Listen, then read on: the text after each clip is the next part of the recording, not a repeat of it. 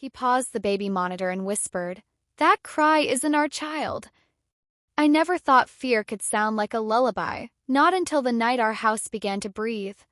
It was Thursday, the kind of still night that made every clock tick sound amplified like a nail-tapping glass. Our son Noah was 8 months old and sleeping in the next room. Evan and I sat on the couch with the baby monitor between us, its small screen bathing the coffee table in a watery gray light.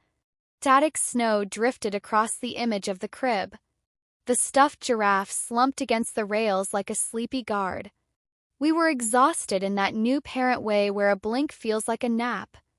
I remember thinking about how peaceful the living room looked. The toys lined up after a battle with clutter, the baby bottles stacked to dry, the glow from the street lamp feathering into the blinds. And then the sound came, thin, high, and wrong. Cry bled through the monitor. My body recognized it before my mind did. The instinct to run surged up my spine. But the pitch was off. Noah's cry always curled down on the last syllable, a soft fall like a question. This one rose at the end, bright and sharp like laughter pressed through a razor. Evan leaned in. His thumb hovered above the pause button as if he could freeze the sound itself. Cry warped again, stretched by the cheap speaker until it sounded almost mechanical. I could hear something else beneath it, breathing, a dragged, damp inhale close to the microphone. He paused the feed. The frame stopped mid-flicker. A shape stood at the side of the crib, tall, narrow, and badly proportioned, as if the camera lens had pulled it thin. The outline was clear enough to make my stomach pitch. "That cry isn't our child," Evan whispered. The sentence hung between us like cold smoke. I wanted to tell him it was a glitch, that shadows can look like anything on a cheap monitor, that you'd be amazed how often your brain invents monsters when it's 2:58 a.m. and you haven't slept in days. But the breath beneath the cry had been real. The figure by the crib was real too, real enough that I stood up without realizing, real enough that my knees bumped the coffee table and the monitor wobbled. We ran. The hallway seemed longer than I remembered. The nightlight near Noah's door shone a dim yellow, crinkled by the textured glass. Evan reached the doorknob first. The second he touched it, the paused frame on the monitor bucked, as if something on the other side of the camera had noticed us noticing it. The image stuttered, then cleared. Crib was empty. I pushed past Evan. Blankets tossed. Giraffe on the floor. The window closed, lock steady. A chill pressed against my face, wet and heavy like air in a basement. I said Noah's name and hated the sound of my voice. It sounded like a stranger's, already rehearsing grief. "Call 911, Evan said. He was already dialing. My hands kept searching the room even though there weren't that many places a person could hide a baby in a nursery. I checked the closet. The hamper. The space between the dresser and the wall. Under the crib, as if something might unspool there and hand him back. When I stood, the monitor in my shaking hand flickered. The frozen image was gone. In its place, the camera angle had shifted, pointing up toward the ceiling. A shadow crossed the top of the frame like the sweep of a tall person leaning over the lens. A heartbeat later, the screen went black. No signal. Police lights painted the street red and blue. Neighbors gathered in pajamas and curiosity. Officers crawled our house inch by inch. They took fingerprints, asked questions, widened their mouths when their questions didn't fit the answers. There were no signs of forced entry. No footprints in the damp soil under the window. No smears on the glass. If someone came in, an officer said gently, they were careful. That was supposed to be reassuring. It wasn't. By sunrise, the light had a surgical quality, clean, indifferent. The officers promised to return, advised rest, and left us in a house that felt borrowed and haunted. Evan sat at the edge of the couch and stared at his hands like they were instruments he'd misused. I drifted back to the nursery because people drift back to the scene of impact. The monitor's power light was on. I didn't turn it on. I lifted it with a reverence I usually reserve for sleeping babies and old photographs. The screen was faint and foggy, but the crib was there. And in the crib, Noah, I breathed. He lay on his side, mouth open, a string of drool jeweled on the sheet. He was wearing a different onesie, not any I recognized, pale blue with tiny stars that looked on second glance a little too evenly spaced. Fabric that looked new because it didn't remember our silk-soft laundry detergent, didn't remember our dryer, didn't remember us. Evan came to the doorway and stopped. I felt the shape of his silence before I saw his face. "He's here," I said, and then I was crying so hard I could barely see the real crib through the monitor's ghost. He sprinted to the room and lifted Noah, checked the soft spots, counted fingers, whispered his name over and over. Noah yawned, annoyed, eyes rolling like he'd slipped between two similar dreams and preferred the one we couldn't see. "He's warm," Evan said, bewildered and flooded. "He's warm. He's fine." But I couldn't stop staring at the onesie. We told the police he had come back. We didn't have a better verb for it. Returned. Reappeared. The officer on the phone said, very carefully, that sometimes in family situations a relative will take a baby and then bring them back when they panic. I wanted that to be true. I wanted a flawed human explanation I could argue with. But the nursery window hadn't moved. The door had been closed. The baby monitor had been off until it wasn't. We changed Noah out of the unknown onesie. I tucked it in a Ziploc bag like evidence. Later, alone, I would lift it to my face and inhale. Smelled like clean cloth and nothing else. The nights resumed, or tried to. Sleep came in scraps. Every time I blinked, I saw the elongated figure by the crib. Every time Noah stirred, I listened for the wrongness in the sound. The monitor stayed unplugged. We swore off the digital eye. On the 7th night, a cry woke me that wasn't a cry. It rose through the floor, through the mattress, through the bones of the house. Evan and I sat up at the same time. He didn't reach for the unplugged monitor. He reached for my hand. We knew the texture of that sound. We knew it like you know your own name. In the hallway, the nightlight sputtered. The air went refrigerator cold. Noah's door was half closed. I eased it open and found him sleeping, cheeks pillowed, lashes feathering his face. But on the dresser, the unplugged baby monitor glowed on. Static snow. Then my own reflection, dim and granulated, standing in Noah's doorway with my hair braided over one shoulder.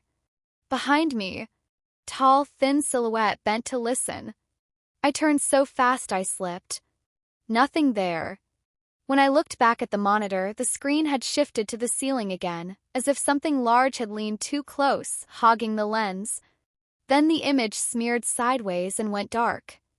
The next morning we packed. We moved in with my sister, turning her guest room into a fortress of blankets, stuffed animals, and daytime television.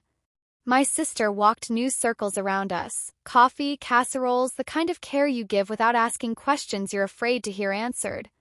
For 2 nights, nothing happened except the normal human noises a house makes when it's deciding whether to settle or crack. On the 3rd night at 3 a.m., a faint cry drifted from the unplugged monitor we hadn't brought. Came from nowhere and everywhere, like a memory being broadcast through plaster. Noah didn't stir. Evan's eyes were open in the dark. Neither of us pretended we hadn't heard it. We lived that way for weeks, afraid of the dark, afraid of the devices that had once promised to keep us safe. Evan started building timelines. He called the police so often that one detective began to sound almost fond and almost wary when she answered. He joined online forums with names like Parent Watch and Night Signal, places where sentences started with "I know how it sounds, but..." He mapped our neighborhood with pins. The red cluster wasn't random.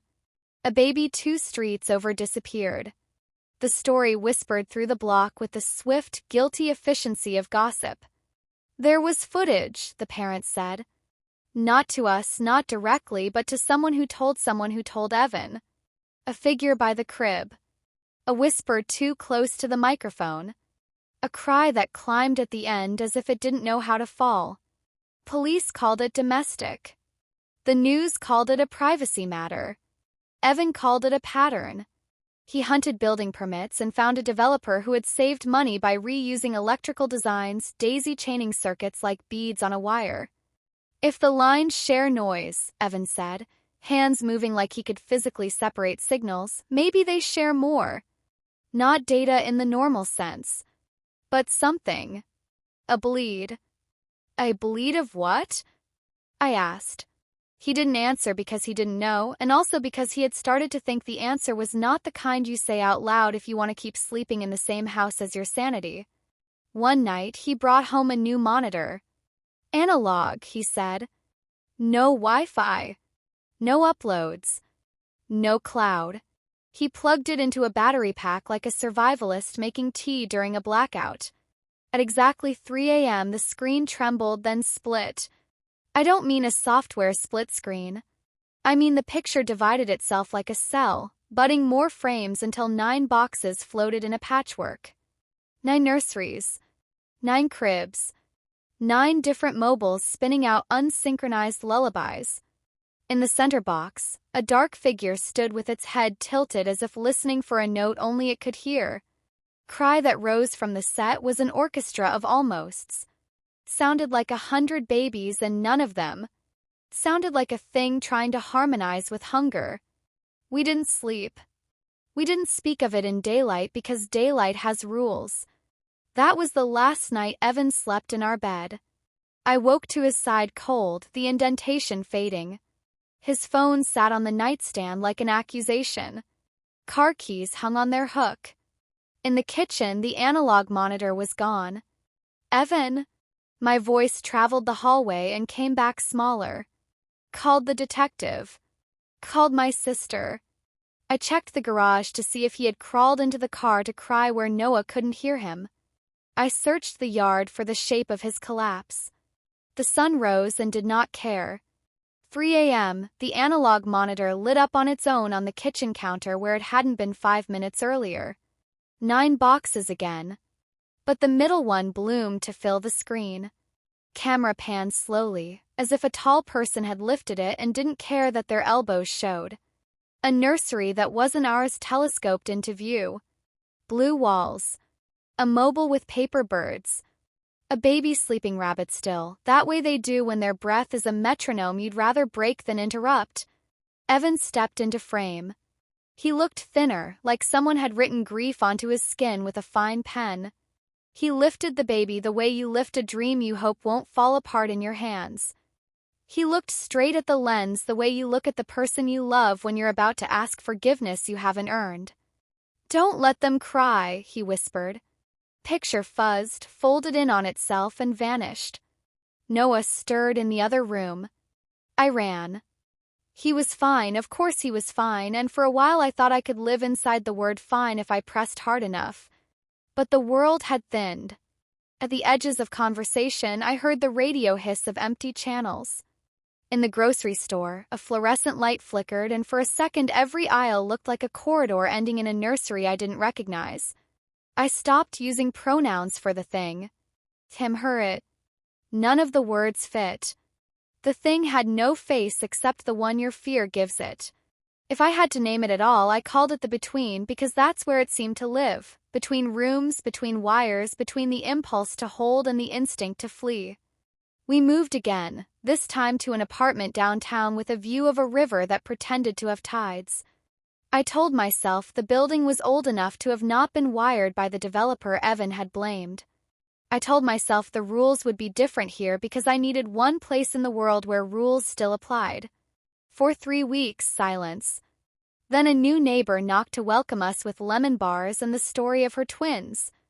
We lost one, she said in the calm tone of someone reciting an address they memorized too well to ever forget. The other still wakes up at 3 a.m. listening. Listening to what? I didn't ask. I watched Noah grow like a time-lapse, teeth, words, a laugh that folded the room around it. He was 3 by the time I let myself say the number. On his birthday, a friend brought a toy phone that chirped when you pressed its plastic buttons. That night it rang on its own from the closet where I'd hidden it because I couldn't bear to see the shape of a receiver in my child's hand. 3 a.m. I opened the closet and answered. The line crackled with breath. Then the high, bright, almost cry lifted like a question it had practiced 1,000 times and never learned how to end. "No," I said to the dark, to the phone, to the wires and the walls. "No." The sound paused, as if surprised, and then, like a kid tasting a new word, tried my no back at me, pitching it up, making it sound like an invitation. I threw the toy away the next morning. I spoke less and listened more. I learned which appliances made which kinds of hums so I could tell when a new note crept in and didn't belong. When the detective called at the end of that year, her voice was different. Softened. "We've had returns," she said. 3 in the last month. Babies back in cribs. No explanation. "Onesies?" I asked absurdly. "Do the clothes match?" "Sometimes," she said. "Sometimes not." A pause. "If you could come down and look at a few items off the record," she didn't finish because she didn't need to. We had become a kind of family. The people who knew and the people who suspected and the people who said nothing so they could keep their jobs. I recognized a blanket. I didn't recognize the smell. Afterward, I sat in the car and looked at Noah in the rearview mirror. He slept in his car seat with a solemnity that always looked like intention. "If you ever wake to a sound that sounds almost like you," I whispered, ridiculous and desperate, "don't answer it." He sucked his thumb, unconcerned with the negotiations of the living. The last night I used anything with a lens was not the last night the Between tried. Knocked through the wires like a traveling storm, a pressure change that made my ears pop. Some nights it gave up. Some nights it waited. On the worst nights it rehearsed, mimicking us, our footsteps, our sighs, the specific clink of Evan's mug placed just so on the countertop he'd claimed as his staging area for all problems solvable by caffeine and pattern. On one of those nights, I decided to talk back. I sat on the kitchen floor at 2:57 a.m., lights off, palms open like I was waiting to be handed something too heavy for one person. When the air went cold, I said, "I hear you." When the cry sifted up through the floorboards, high, bright, too eager, I said, "Not ours." When the breath came near my ear, damp and close enough to stir the hair at my temple, I said, "I know what you want. I know what hungry things do. But not here." The silence afterward wasn't peace, but it was a kind of listening.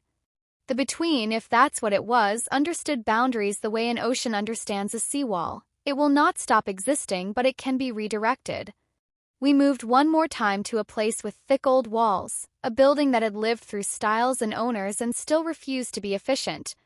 The radiators hissed like benign snakes. The elevator shrugged through its tasks.